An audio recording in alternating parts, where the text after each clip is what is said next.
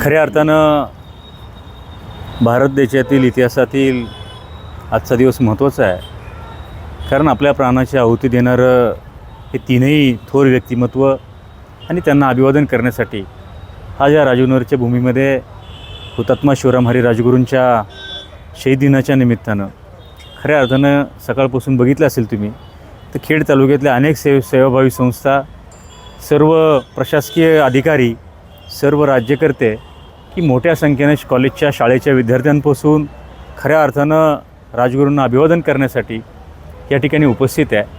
आणि एक आगळा वेगळा सोहळा आज या राजूनगरच्या भूमीमध्ये संपन्न होतो आहे. हा संपन्न होत असताना त्यांना अभिवादन करण्यासाठी सकाळपासून आम्ही सगळी मंडळी या ठिकाणी उपस्थित आहे. आणि आजचा दिवस खऱ्या अर्थानं प्रेरणादायी आहे. प्रेरणादायी अशा अर्थानं आहे की त्यांना अभिवादन करून ह्या देशासाठी त्यांनी जे बलिदान दिलं आहे ह्या बलिदानाची आठवण करण्याचा दिवस आहे. त्यांनी केलेला त्यागाची, शौर्याची आठवण करण्याचा दिवस आहे. आणि ती प्रेरणा घेऊन खऱ्या अर्थानं पुढे समाजासाठी काम करण्याची प्रेरणा आज त्यांच्या स्मृतीस्थळावरती त्या ठिकाणी मिळते आहे. ह्या निमित्ताने एका गोष्टीचा जरूर मी उल्लेख करेल की महाराष्ट्राचं जे मंत्रालय आहे आणि या मंत्रालयामध्ये जेव्हा जेव्हा या तालुक्यातला किंवा सर्वसामान्य माणूस त्या मंत्रालयामध्ये जात असतो, मंत्रालयाच्या समोर की जिथनं महाराष्ट्राचा कारभार चालतो त्या मंत्रालयाच्या समोर हुतात्मा शिवराम हरी राजगुरूंच्या नावानं चौक आहे आणि तिथं सरकारनं स्मृतिस्थळ त्या ठिकाणी केलं आहे. ती आमच्या दृष्टीनं गौरवास्पद गोष्ट आहे, अभिमानास्पद गोष्ट आहे की ज्या मंत्रालयातनं ज्या महाराष्ट्राचा कारभार जेव्हा सुत नव्हतो त्याच्या समोरच्या चौकाचं नाव आमच्या तालुक्याच्या वतीनं, आमच्या तालुक्यातल्या काय थोर सुपुत्राचं असावं, क्रांतिकारकाचं आहे. त्यामुळं महाराष्ट्राच्या मंत्रालयात कारभार चालणाऱ्या ठिकाणी आज आमच्या क्रांतिकारकाचं खऱ्या अर्थानं स्मारक त्या ठिकाणी आहे. त्याचा आम्हाला अभिमान आहे आणि ह्या गौरवशाली परंपरा असलेलं हे व्यक्तिमत्व आहे. त्यामुळे निश्चितपणानं मी आपल्या सगळ्यांच्या वतीनं, खेड तालुक्यातील सर्व संस्थांच्या वतीनं त्यांना अभिवादन करायला ह्या ठिकाणी उभा आहे. सगळ्यांच्या वतीनं त्यांना अभिवादन त्या ठिकाणी करतो. आणि मगाशी देखील आम्ही काही प्रशासकीय लेवलला काही चर्चा त्या ठिकाणी झाली.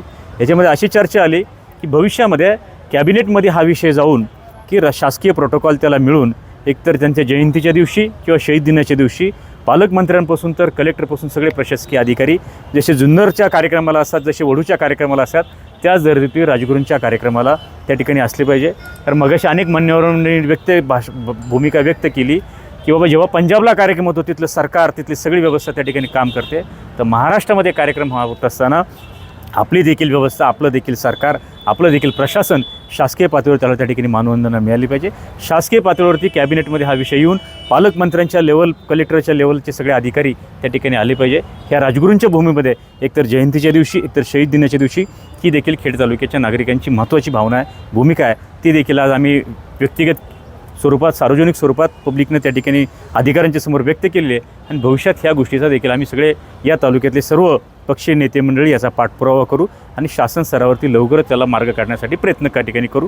मी आपल्या सगळ्यांच्या वतीनं, खेड तालुक्यातील सर्व संस्थांच्या वतीनं, पुणे जिल्हा परिषदेच्या वतीनं, पुणे जिल्हा परिषदेचा घटना या नात्यानं सर्व या तालुक्यातील तमाम नागरिकांच्या वतीनं आज या तीनही व्यक्तींना अभिवादन त्या ठिकाणी करतो. धन्यवाद.